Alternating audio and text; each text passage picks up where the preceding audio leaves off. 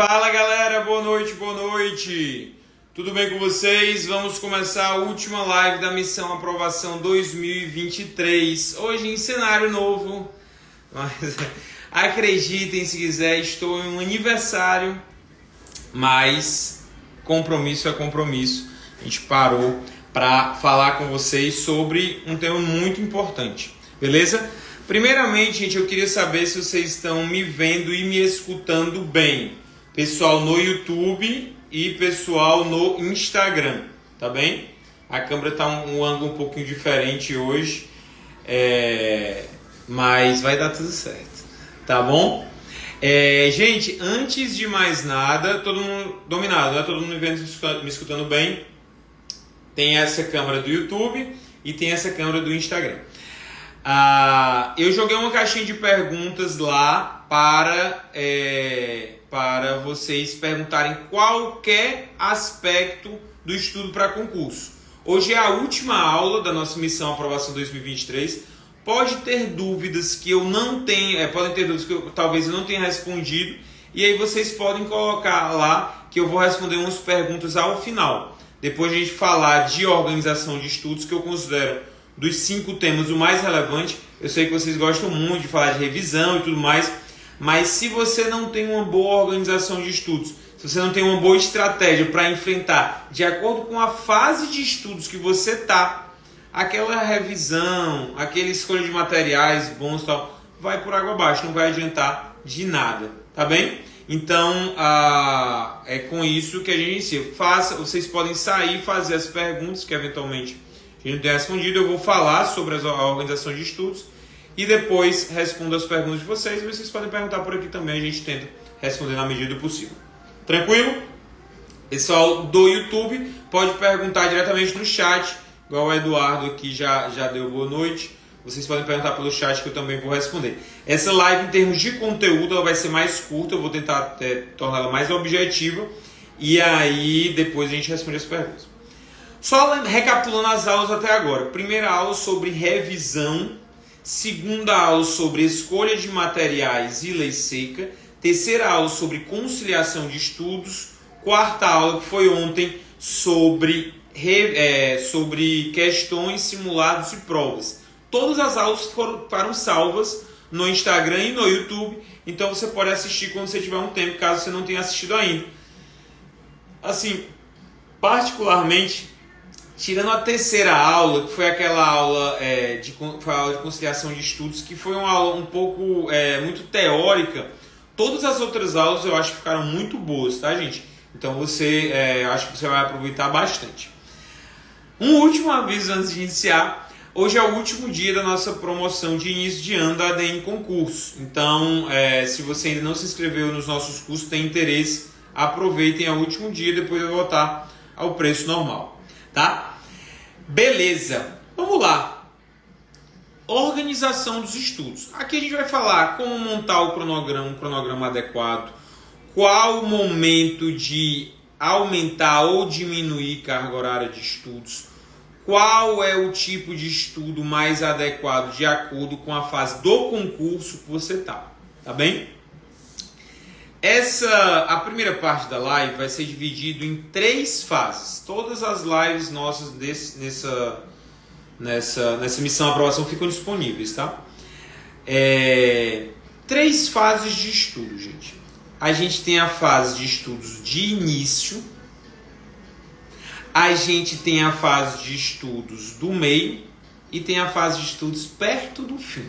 Por que não é o fim, Adalberto? Porque o fim é só quando você é aprovado e toma posse e não quer mais estudar. Esse é o fim. Botem isso na cabeça de vocês.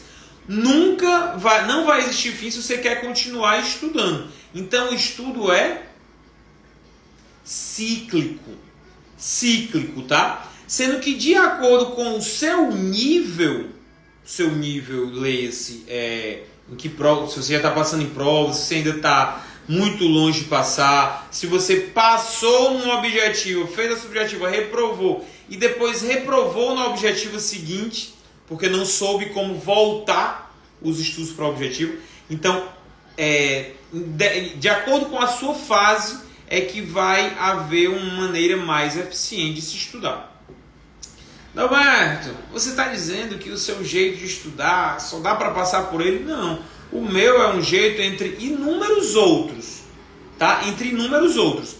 Eu só faço essas lives, faço os vídeos, mas para que você entenda que desse jeito dá para passar. Tem outros jeitos? Tem, mas na maior parte das vezes mais demorados, tá? Na maior parte das vezes mais demorados. Saí de 54 para 75 questões com um método, mas fiquei sem estudar como estava estudando por causa do trabalho e caí para 56 questões. Não dá para parar de estudar, né, gente?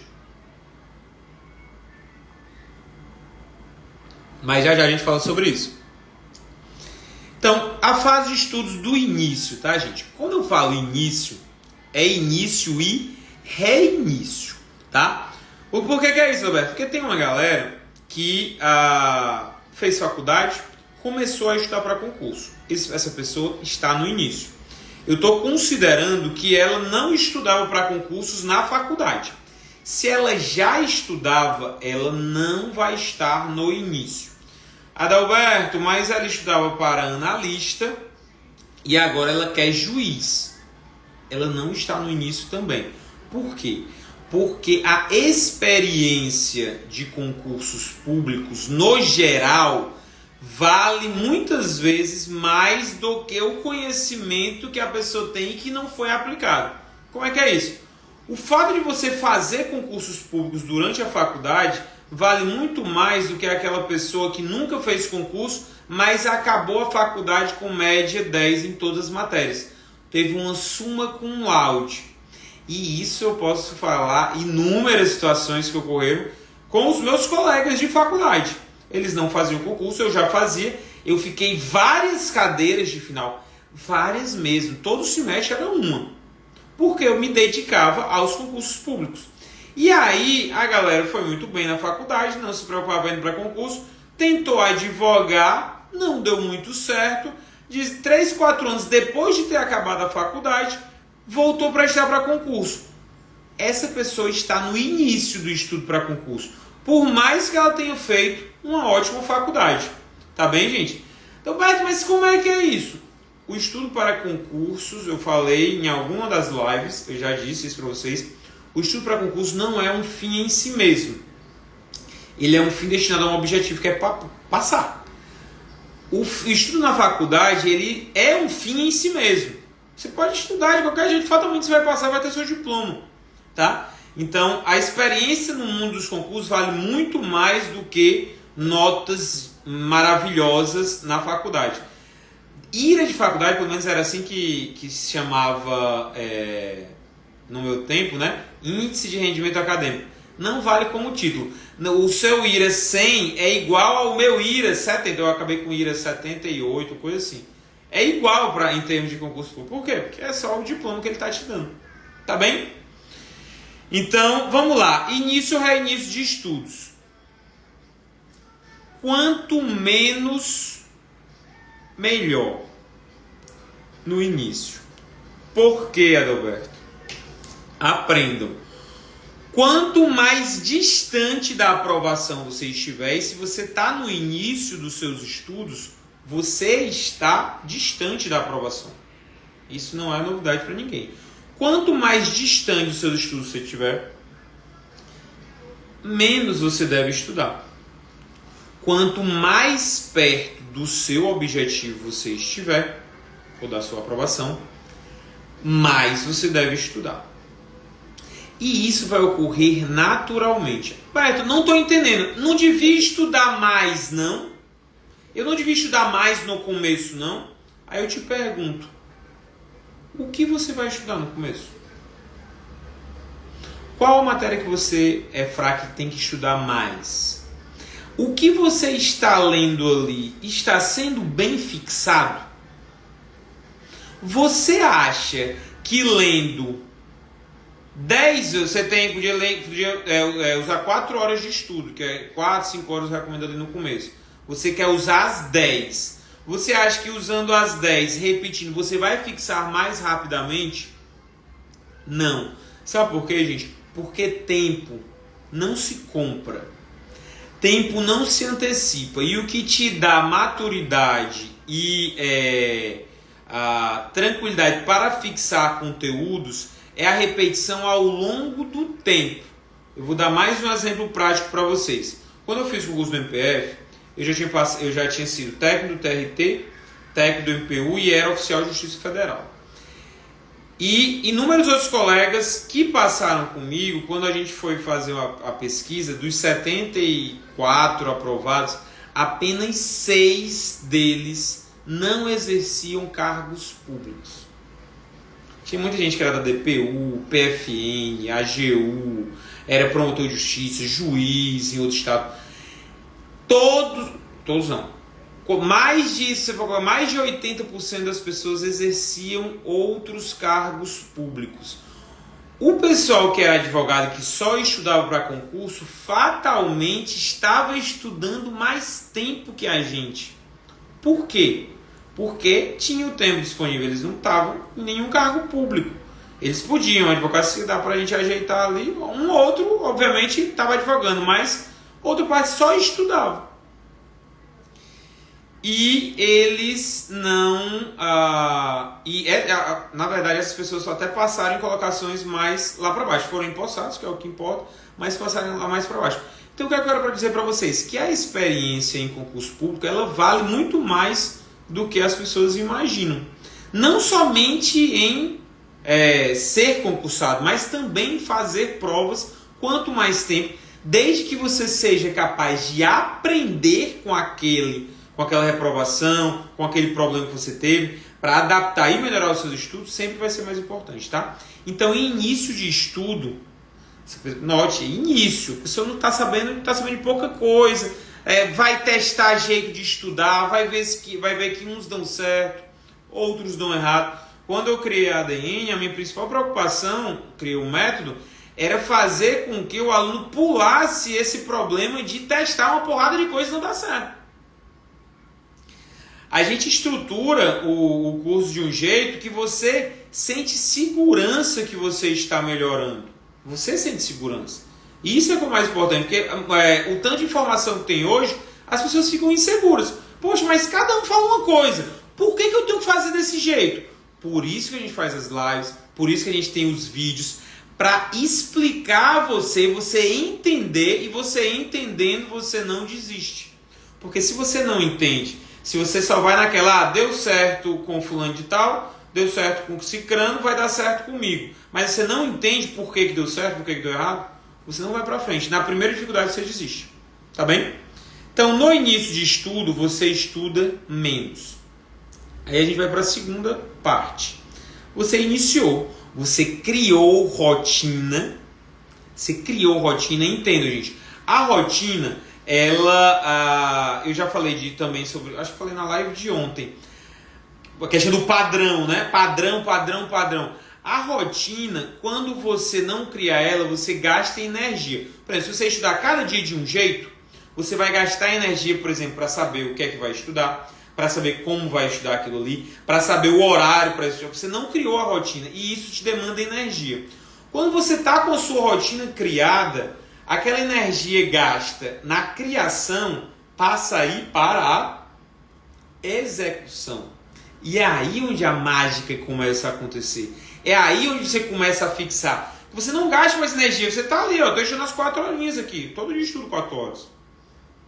E a partir daí é que você vai prestando mais atenção no que deve ser fixado. É por isso que tanta gente sofre no começo. Ou no começo, ou no início, ou em reinício. Por quê? A rotina não está criada. Então eu tenho que dividir a energia dela entre a criação e a execução, que são as leituras. Por isso que a gente às vezes se sente tão cansado e com a sensação de que não fixou nada. Você se sente muito cansado, mas com a sensação de que não fixou nada. Por quê? Porque é igual quando você faz academia no começo. Você está todo quebrado e não aumentou nada do seu músculo. Porque você está ainda criando uma rotina. E a rotina é fundamental na organização de estudos. Fundamental, gente. Muito importante mesmo. Tem que criar. Tá bem? Então essa parte é do início. Na segunda parte, Eu vou dividir a questão da prova objetiva entre pessoas distantes do corte e pessoas estagnadas, tá? Que eu imagino que tem muita gente aqui. Qual a diferença do distante do corte para quem está no início? O distante do corte já adquiriu rotina, mas ainda assim ele está longe do corte. Tudo bem? O de início, perceba, pode ser que na primeira prova que ele faça, ele está no início ali, quando ele cria a rotina, tendo uma base anterior boa, ele já consiga ir bem e chegar mais perto do corte. Pode ser, pode acontecer, tá? Mas eu estou querendo falar aqui do pessoal que criou rotina e está longe do corte. Como ele deve organizar os estudos? A gente tem como dividir entre lei seca, resumos e questões. Eu não vou explicar isso, por quê? Porque isso aí foi tema das outras aulas, tá? A nossa aula fica gigantesca. Então ele vai dividir entre lei seca, resumos e questões. Qual é o tipo de estudo que vai preponderar, pessoal? Lei seca, resumos, questões e jurisprudência. 4 tipos de estudo. Qual é o tipo de estudo que vai preponderar no cronograma dessa pessoa que está longe do corte? Qual é, pessoal? Lei seca, né? Lei seca. Por quê? Perceba, eu acabei pulando, né? Mas no início você também, a lei seca também vai preponderar. No início dos estudos, a lei seca também vai preponderar. Sendo que vai ter menos resolução de questão.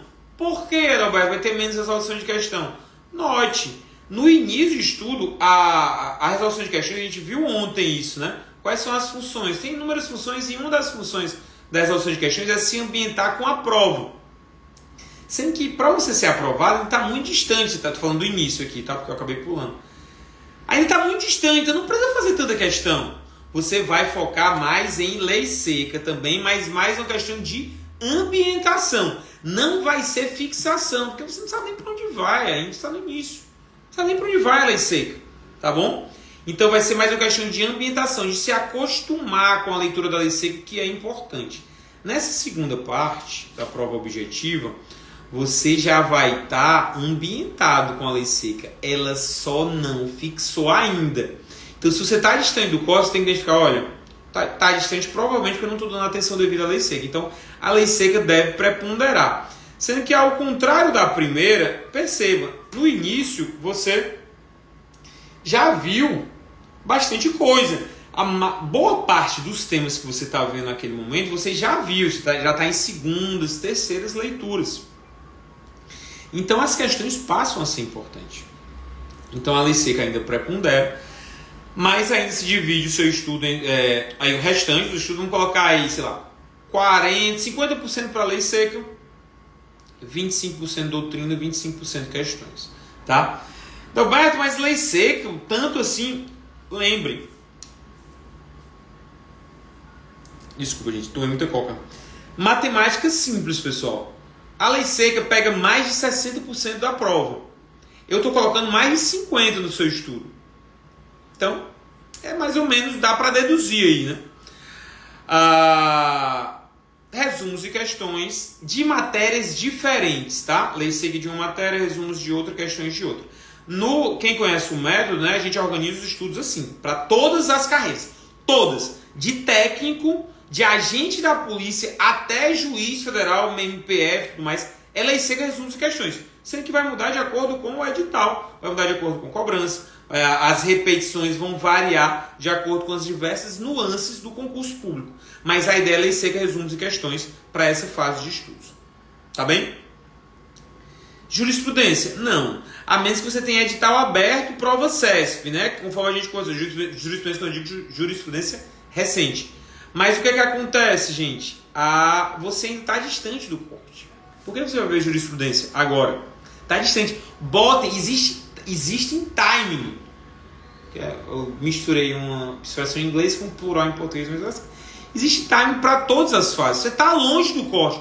Por que raio você quer ver jurisprudência ou ver uma coisa muito aprofundada? Não tem sentido. É estudo para prova objetiva.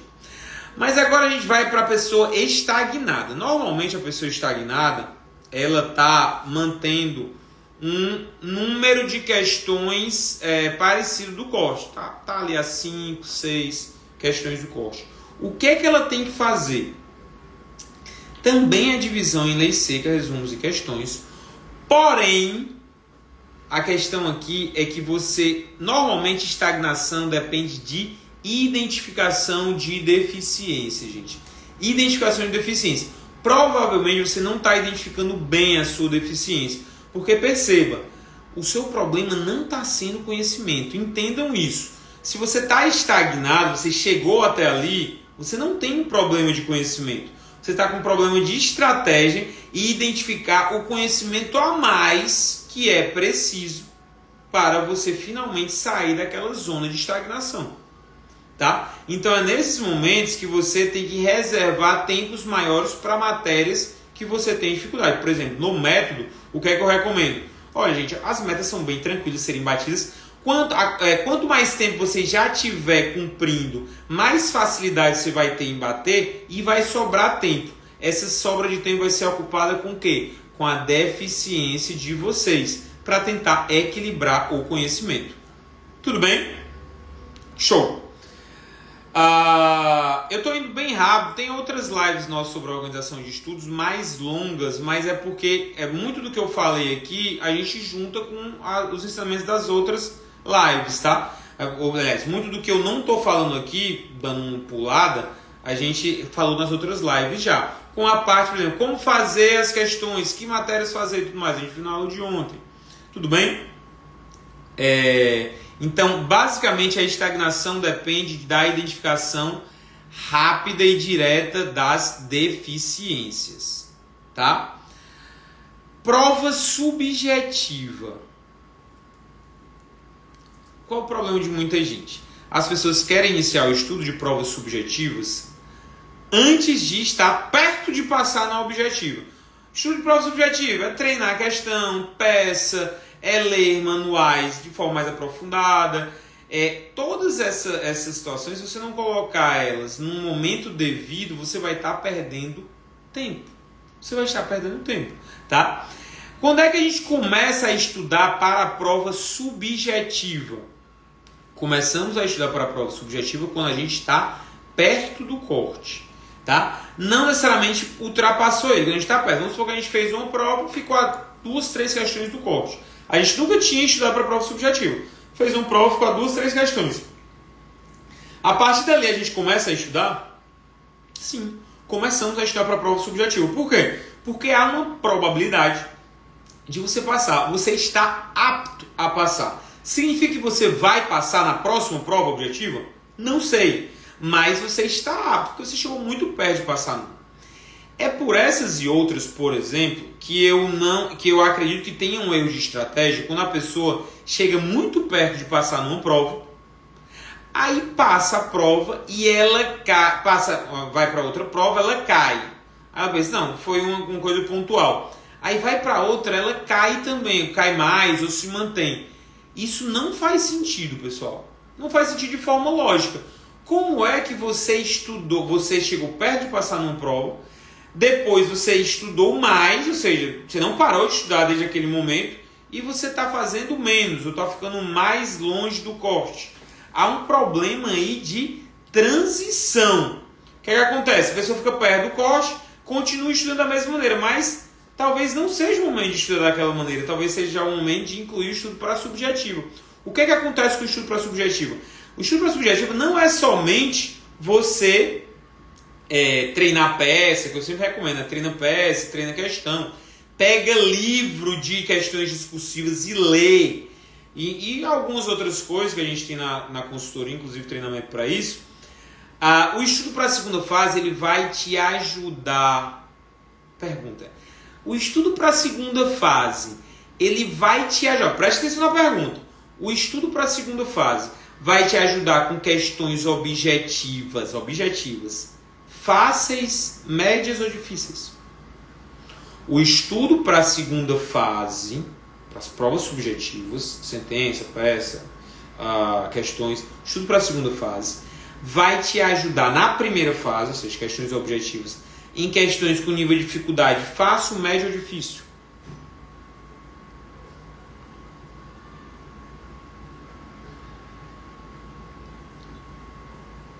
Hein, galera? Alguém arrisca?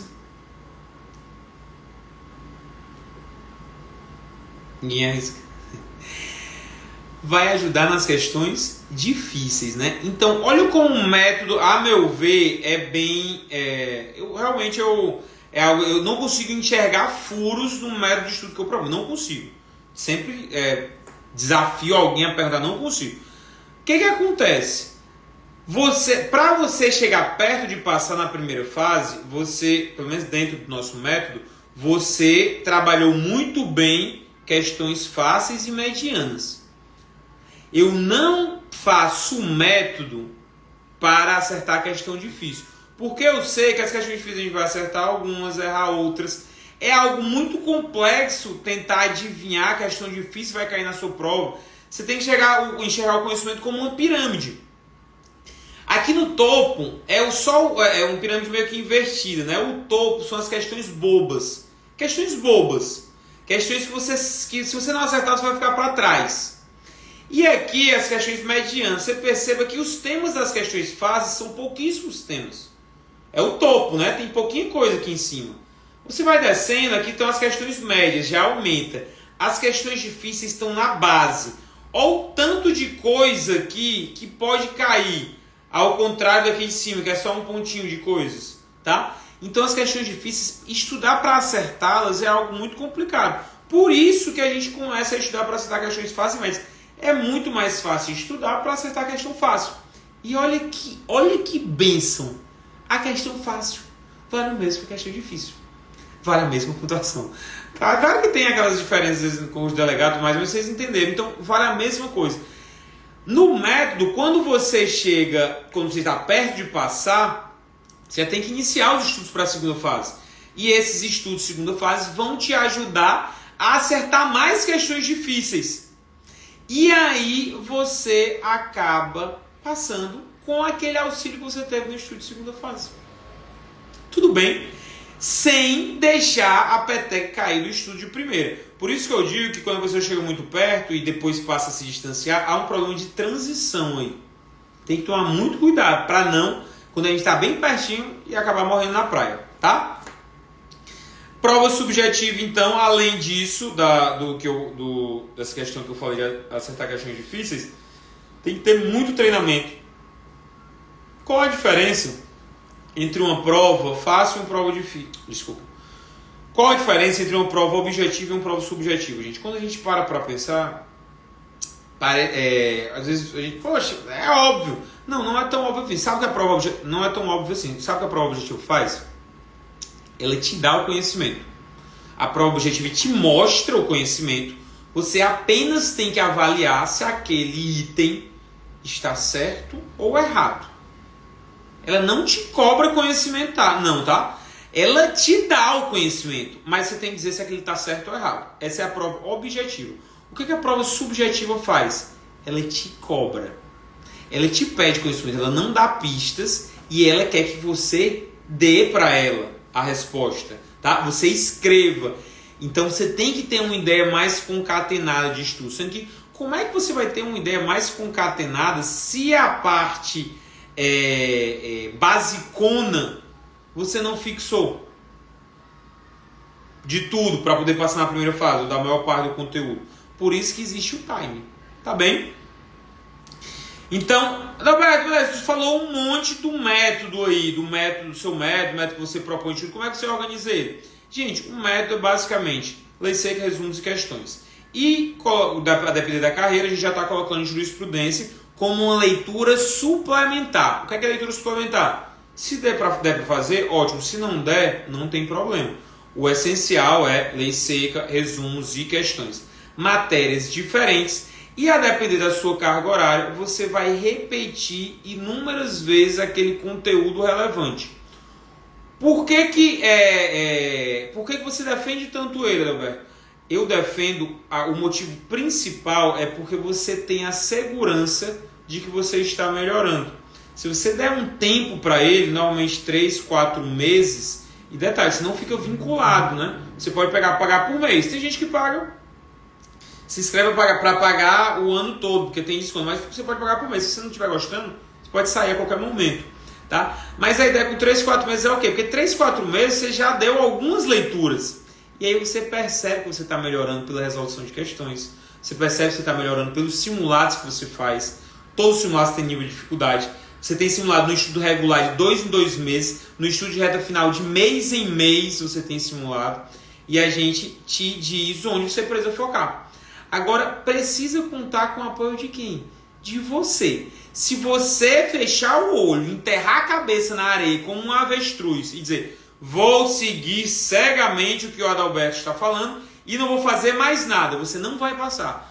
Com toda a tranquilidade do mundo, tá, gente? Por quê? Simplesmente porque as pessoas todas são diferentes. Tem pré-conhecimento, todas elas têm pré-conhecimento.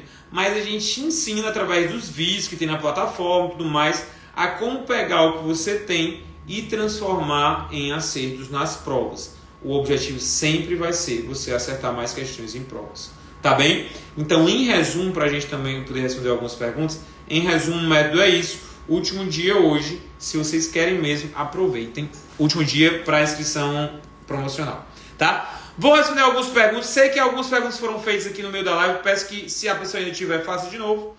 E vou responder algumas perguntas aqui que já foram feitas. Aliás, só fizeram uma.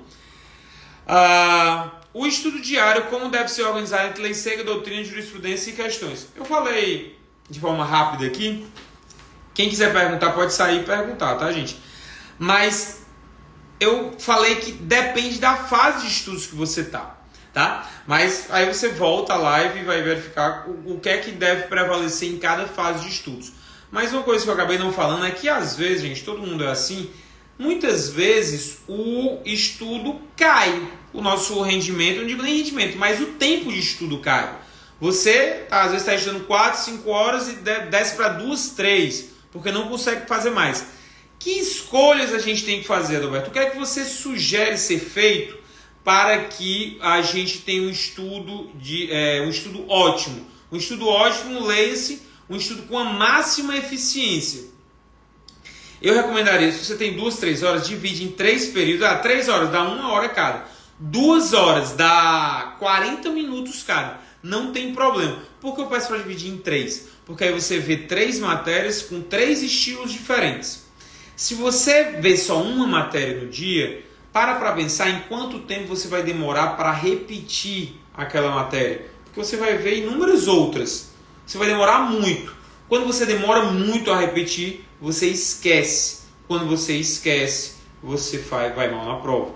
Então, a ideia é você, por mais que seja rápido o contato, você pegar aquilo ali e voltar um pouquinho a matéria. Volta um pouquinho a matéria. Você esqueceu, mas não dá tempo de esquecer tanto, porque dali a 2, 3 dias está voltando aquela mesma matéria com outro assunto, mas a mesma matéria. Tá? Então, ter cuidado aí para quando você diminuir a carga horária, sempre manter os 3 tipos de estudo. Adalberto, não estou conseguindo. Qual é o estudo que deve prevalecer? Questões. Por que, Adalberto? Questões você vai revisar lei seca, doutrina e jurisprudência.